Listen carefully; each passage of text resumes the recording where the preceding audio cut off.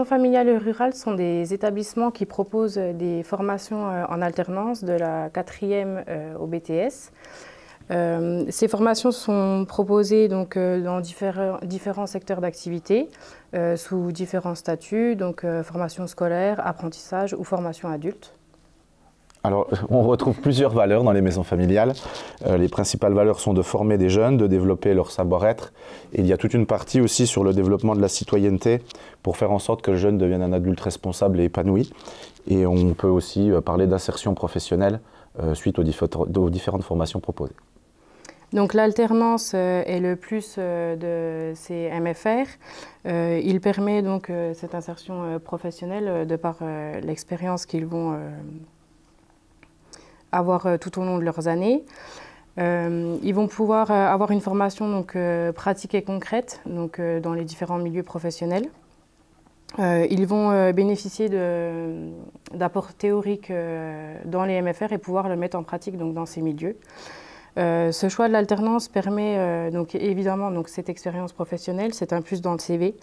L'apprenti ou l'élève se sent utile, il peut intégrer une équipe, déjà avoir donc un regard sur les différents métiers et pouvoir justement choisir son orientation. Via les stages ou les contrats d'apprentissage, effectivement, le jeune ou le moins jeune découvre le milieu professionnel et via le maître de stage ou le maître d'apprentissage peut développer à la fois des connaissances théoriques qui lui permettent de développer d'autres compétences pratiques. Et l'idée, effectivement, est de faire un transfert via le maître de stage sur l'apprentissage d'un métier. Et le gros point positif dans les maisons familiales, c'est que cette expérience acquise en stage va permettre de développer des compétences qui permettront une meilleure insertion professionnelle et une professionnalisation dans l'ensemble des différents secteurs proposés. Bonjour, je vais vous présenter donc le CAP AEPE, c'est-à-dire l'assistant éducatif petite enfance. Donc ce CAP se déroule pendant une durée de 1 an en alternance dans différentes structures, soit des écoles maternelles pour des enfants de 3 à 6 ans et également en micro-crèche pour les petits donc de 0 à 3 ans. Les différents débouchés sont ensuite possibles pour continuer sur les concours ATSEM ou auxiliaires de puéricultrice. Le public surtout qui peut accéder à ce CAP, ce sont des personnes qui souhaitent s'occuper et développer des connaissances dans le domaine de la petite enfance, avec aussi le côté professionnel pour agrémenter les activités qui peuvent se dérouler dans ces différentes structures. On a plusieurs thèmes qui sont abordés au niveau théorique et qui sont ensuite mis en pratique lors des différents stages. Ces stages se déroulent à raison de quinzaines, donc quinzaine en entreprise et quinzaine en MFR. Vous avez des périodes par contre obligatoires en stage qui durent un peu plus longtemps. Ce sont des stages qui sont sur une durée de 6 semaines par exemple et qui doivent être validés ensuite par le rectorat. Tu voulais avancer sur… Je vais enchaîner sur le bac pro. Donc 2 possibilités pour intégrer le bac pro à la sortie de la 3e, avec une entrée en seconde bac pro service aux personnes et au territoire, ou alors justement à l'issue d'un CAP, que ce soit le CAP ATMFC ou le CAP AEPE, avec une entrée directe en première. Donc le bac pro se déroule sur 3 ans, seconde, première, terminale, avec de nouveau une 60aine de semaines de stage à réaliser en entreprise et avec différents secteurs professionnels à découvrir, je dirais. Donc on peut travailler auprès de la petite enfance, comme on vient de l'aborder, on peut travailler auprès des personnes âgées, des personnes malades, des personnes en situation de handicap, ou alors dans des collectivités territoriales, notamment pour la partie territoire du bac pro service aux personnes et au territoire. La formation se développe avec des modules d'enseignement généraux, le français, les mathématiques, la physique-chimie, l'informatique, le PS, l'anglais. Et puis on a des modules professionnels, donc l'économie sociale et familiale. On retrouve de la biologie dans les modules professionnels, vu qu'on va avoir des connaissances à développer, notamment pour accéder au métier d'infirmière, d'aide-soignante, d'auxiliaire de puériculture. Et puis il y a toute une partie sur la connaissance des structures d'accueil, sur les publics, avec le gros point positif des maisons familiales, un autre gros point positif des maisons familiales, que vont être les interventions de professionnels, les visites de stage, les visites de structures et de nombreux projets. Ce bac pro SAPAT est vraiment axé sur la découverte du milieu professionnel, à la fois dans de simples visites, mais aussi des actions à mener sur des thématiques comme le développement durable, comme la sensibilisation au handicap. Il y a beaucoup de choses en place très variées qui sont mises dans les maisons familiales. Et on a, en complément de l'alternance, finalement, des connaissances qui se développent, des compétences aussi au cours de la formation qui permettent d'avoir une professionnalisation beaucoup plus simple. Les différentes actions permettent de créer du lien avec un réseau de partenaires. Et à l'entrée en seconde, on a des élèves qui ont des CV plutôt courts, avec une ligne, souvent le stage de troisième. Et au fil du temps, on se rend compte que les élèves vont avoir, en fin de terminale, l'obligation d'enlever des choses tellement ils auront vécu d'expériences professionnelles variées. Et donc, à présenter des CV finalement qui vont dépendre de leur orientation future.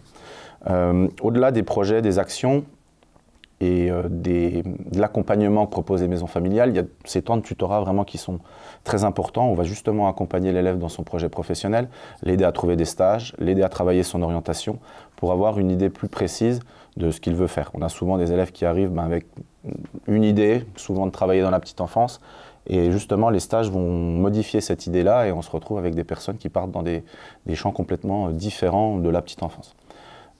On peut aussi aborder la partie sur l'accompagnement des moniteurs, donc qui sont là pour soutenir, pour encourager, pour expliquer aux jeunes qu'ils ont la possibilité de se tromper, que justement un stage peut leur permettre de se rendre compte que finalement ce n'est pas ce qu'ils veulent faire plus tard. Et petit à petit, le projet va se construire comme ça avec le tuteur qui en général gère un groupe de 9-10 élèves. Et ça, c'est un réel plus dans l'accompagnement individualisé des personnes.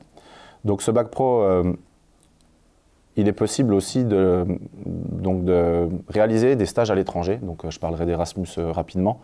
Et à travers les différentes expériences qu'il y a eu dans les maisons familiales, on se rend compte que ça, c'est vraiment un réel plus pour s'insérer, pour réussir les entrées dans les écoles d'aides-soignantes, d'auxiliaires de puériculture, d'écoles d'infirmières. Parce que le fait de pouvoir se déplacer, d'être mobile, d'avoir une expérience souvent de 2-3 semaines à l'étranger, de comprendre un peu le fonctionnement et les différences qu'on a dans les fonctionnements d'une structure en Slovénie, en Espagne et en France, ça permet à l'élève de développer un regard critique qui est très intéressant. Et ils reviennent vraiment enrichis, et je sais que sur les différents élèves qui poursuivent après le bac, on se rend compte que ça c'est vraiment un réel plus, cette expérience Erasmus. Voilà. Donc c'est des choses où les maisons familiales vont travailler en amont le départ à l'étranger, avec des ateliers linguistiques, avec des ateliers sur des pratiques, pour justement pouvoir proposer des choses intéressantes une fois qu'on est à l'étranger, parce que les structures ne fonctionnent pas comme en France. Certaines maisons organisent des voyages d'études avec des visites de structures, mais aussi des visites culturelles, donc toujours dans l'idée de former un citoyen qui réfléchit, qui a un regard critique et qui évolue dans une société qui mute tout le temps. Et on se rend compte que nos jeunes, grâce à ce bac pro, vont pouvoir justement être des personnes qui réfléchissent, qui se donnent les moyens et qui vont pouvoir après s'insérer professionnellement parce que justement ils ont une capacité d'adaptation et une capacité de réflexion qui est assez poussée grâce à la partie connaissance mais aussi la partie compétences développées en stage. Sur les débouchés, certaines maisons proposent des préparations à l'entrée dans les écoles. Donc on va avoir, comme je vous l'ai dit tout à l'heure, des entrées en école d'aide-soignants, d'auxiliaires de puériculture et puis d'infirmiers pour le domaine sanitaire. Mais on a aussi des personnes qui préparent des entrées dans les écoles du secteur social pour devenir moniteur éducateur, éducateur spécialisé, assistant de service social ou éducatrice de jeunes enfants. Et le taux d'insertion, je pense, est vraiment énorme. Aujourd'hui, même avec la bascule de Parcoursup, on se rend compte que nos élèves, avec le CV et les expériences professionnelles, vont peut-être avoir choisi une voie différente. Mais de plus en plus, dans les secteurs professionnels, on se rend compte que l'expérience est primordiale et le taux de recrutement de nos élèves dans les écoles est vraiment excellent.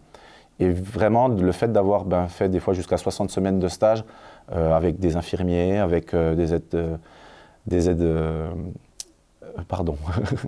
aides-soignants, des auxiliaires de puériculture, on se rend compte que les élèves ont développé les techniques et il y a même des dispenses dans certains modules de formation.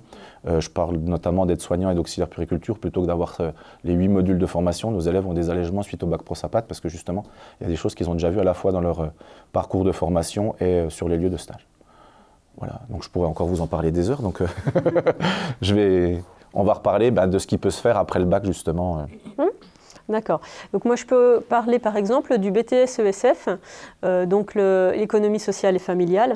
Donc ce BTS est ouvert donc à tous les bacs, à la suite des bacs, que ce soit généraux, technologiques ou bac pro. Ça concerne en fait toutes les personnes qui se sentent concernées par les personnes en difficulté sociale ou en demande de conseil ou de soutien dans les différents domaines. L'expert de BTS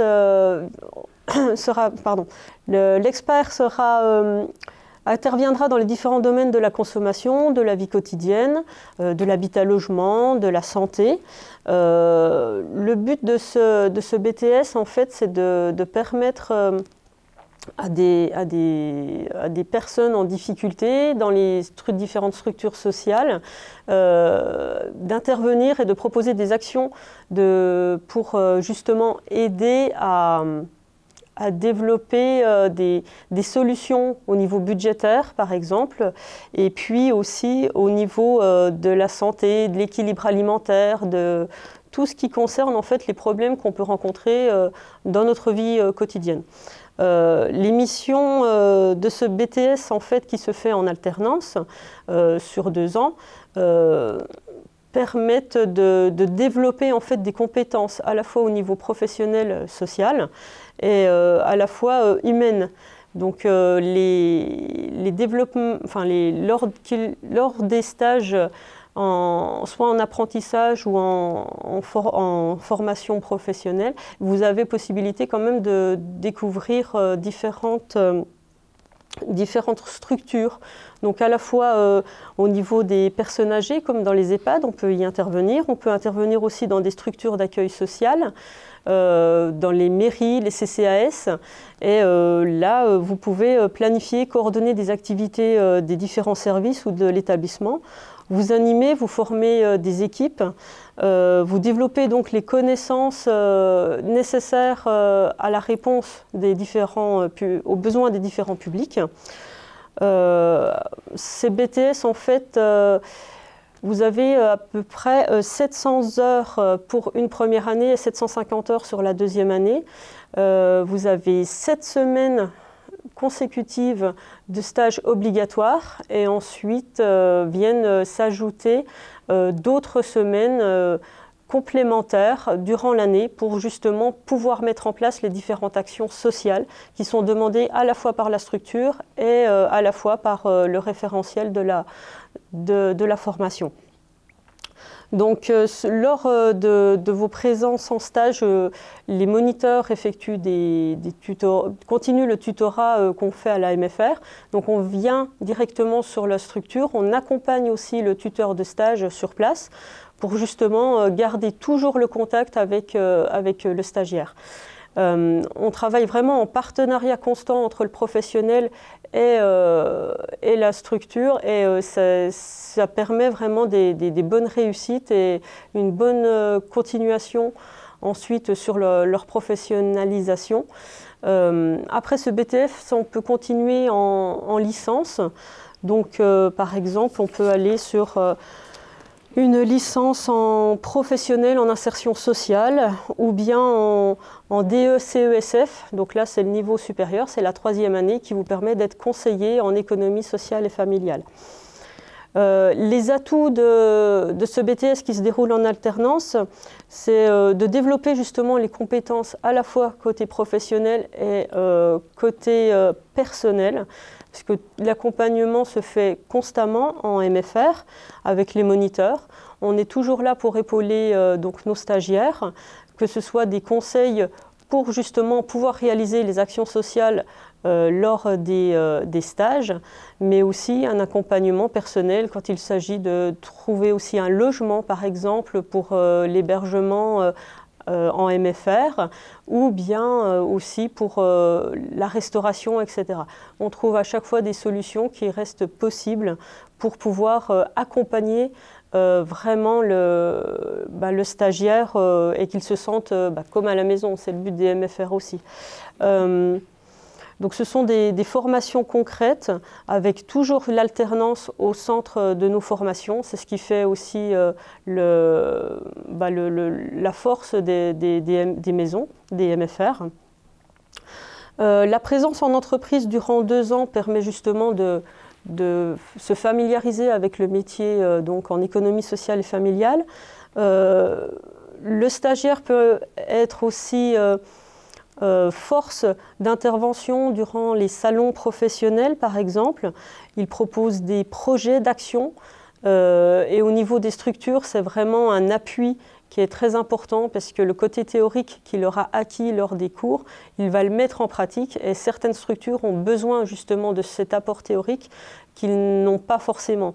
Et c'est ce qui fait le lien et c'est ce qui permet justement d'agrémenter ce partenariat durant l'alternance.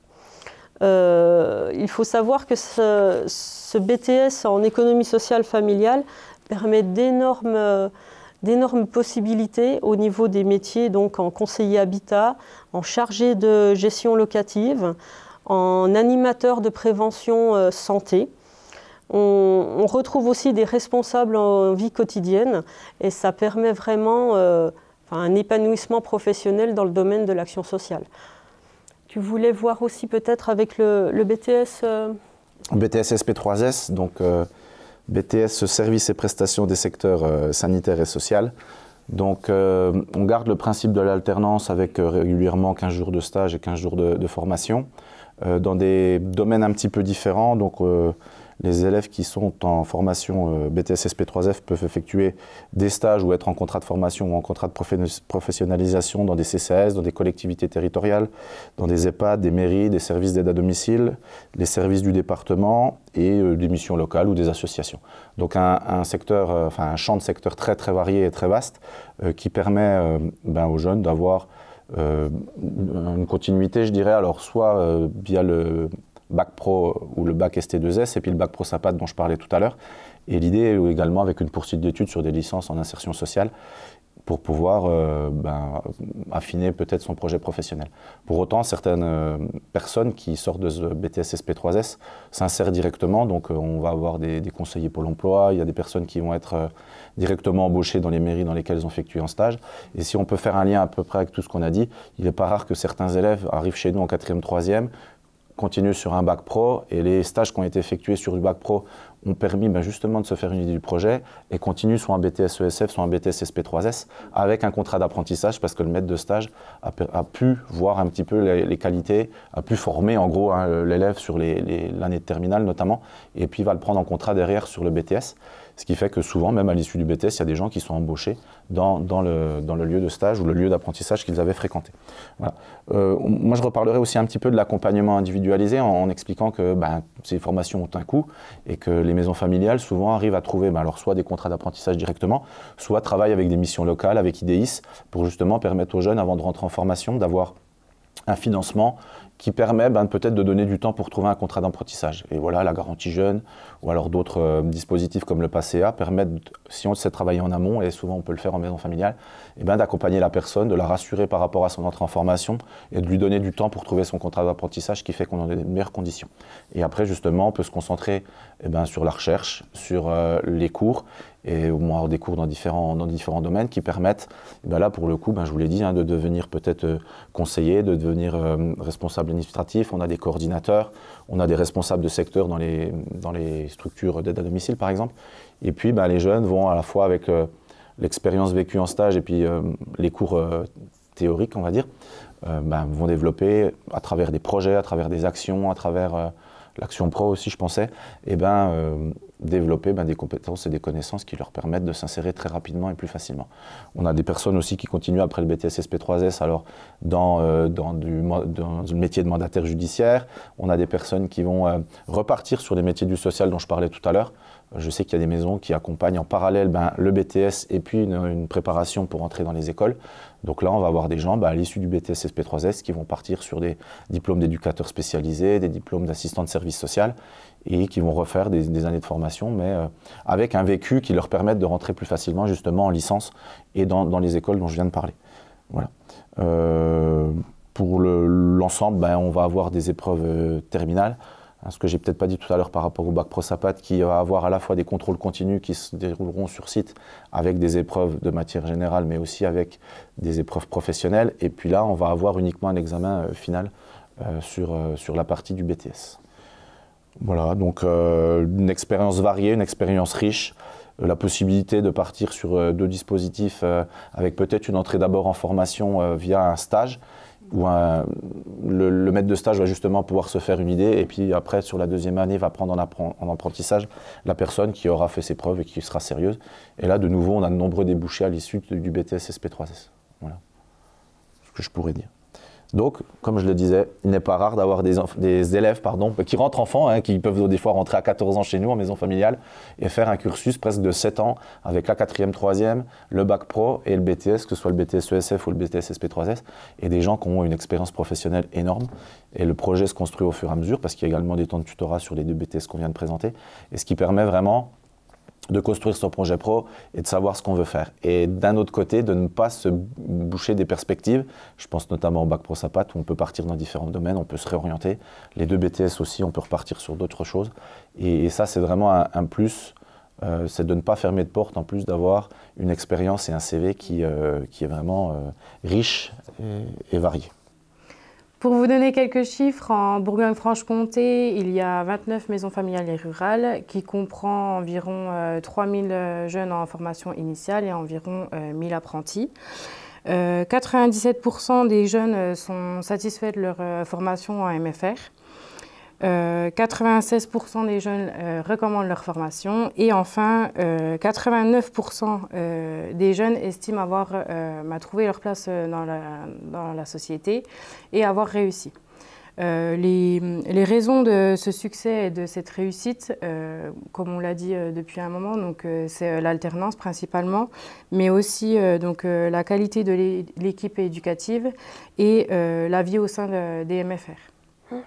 Et à propos de réussite, justement, un bon exemple, par exemple, pour la réussite du CAP Petite Enfance, donc accompagnant éducatif Petite Enfance, nous avons 3 jeunes diplômés d'il y a 2 ans qui ont réussi à créer leur propre micro-crèche et qui accueillent maintenant entre 6 et 8 enfants.